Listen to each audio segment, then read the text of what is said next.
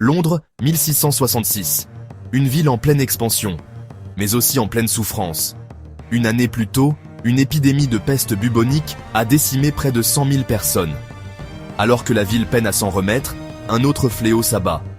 Le feu. Mais contre toute attente, cette catastrophe va éradiquer la maladie. Voici l'histoire du grand incendie de Londres.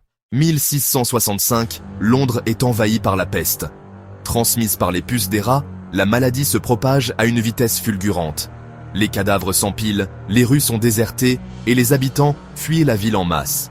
Pourtant, la solution à cette épidémie viendra d'un événement inattendu. Dans la nuit du 2 septembre 1666, un fournil de Pudding Lane prend feu. Rapidement, les flammes se propagent, nourries par les maisons en bois et les rues étroites.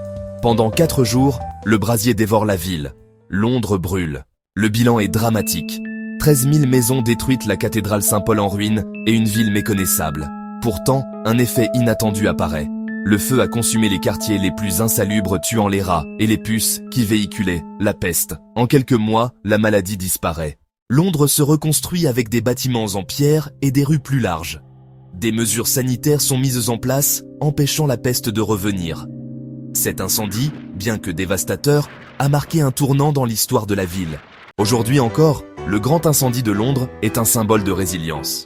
Une catastrophe qui, par un étrange coup du destin, a sauvé la ville d'un mal encore plus grand. Ironique, n'est-ce pas ?